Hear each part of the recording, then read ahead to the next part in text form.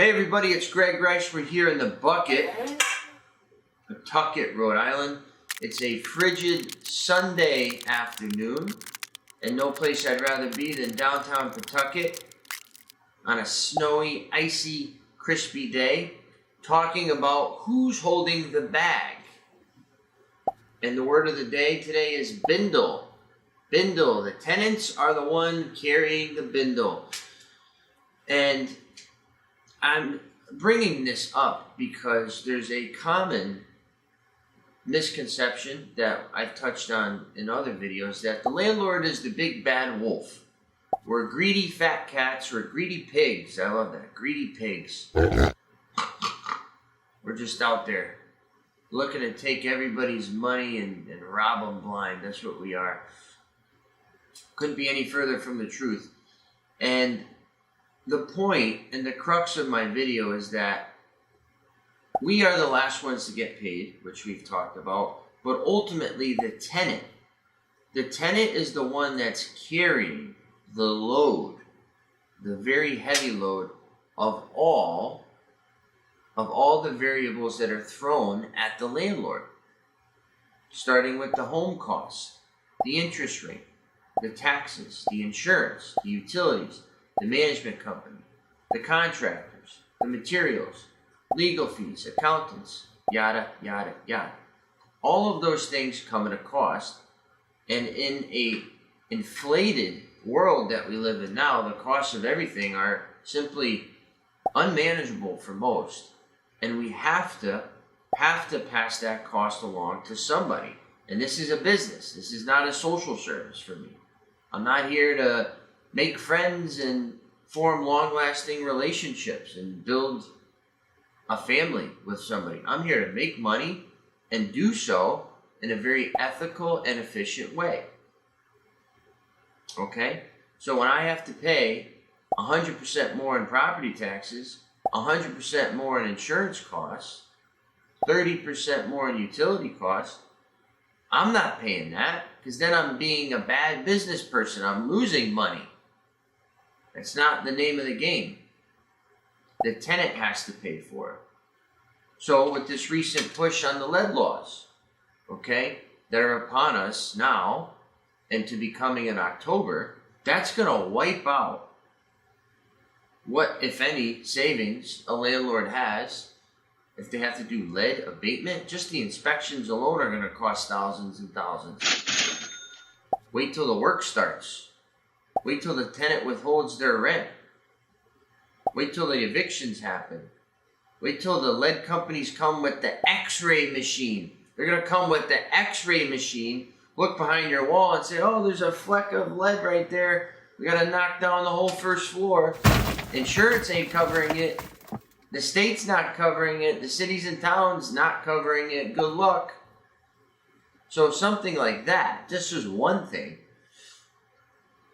will be, again, passing the buck to the person that we are always talking about as far as it's too expensive, rents are too much, cost of living is too much, it's unaffordable.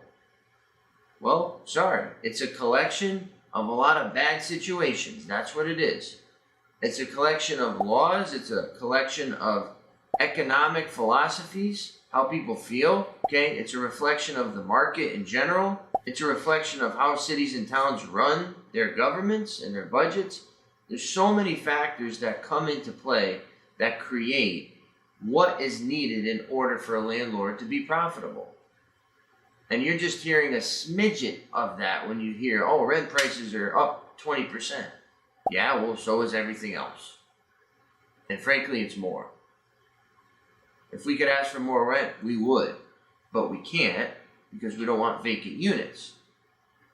So a lot of landlords are actually under market. They're undervalued. But they're doing so because they're conservative. They have a heart. They want to make sure that people are taken care of and have a place to stay, but also on the flip side so that they don't have a vacant unit that's not producing income.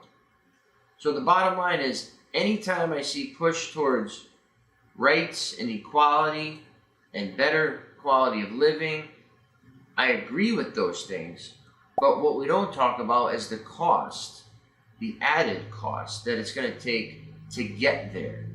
And ultimately, those rights and equalities, if you want to call them that, will translate into higher rent prices, higher cost of living, and the lower probability for folks being able to purchase a property and fulfill their American dream.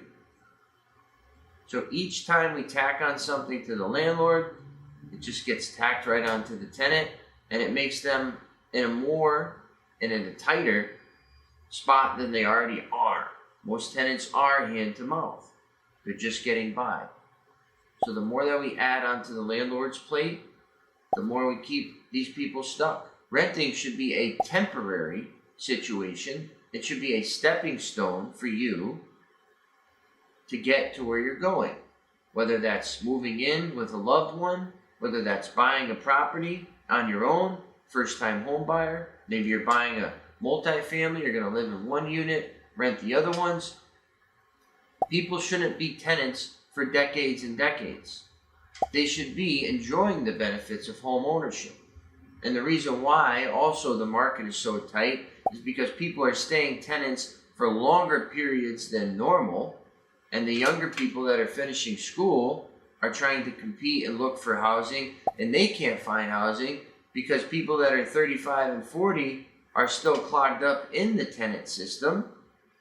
They can't go anywhere, they can't buy a house, so they're just sitting put as a tenant. Okay, so again, tenants carrying the bag. And the bag in that case is, I can't even find a place to overpay and spend my money at. I can't even find a place to do that. So, I can go on, but you catch the gist at this point, all right? We need to toe the line of affordability and reality. That's what a landlord's job is.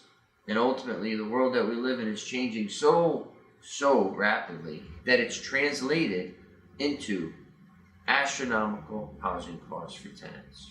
Okay? So once again, Greg Rice here in the bucket, your property and your tenant philosophies managed.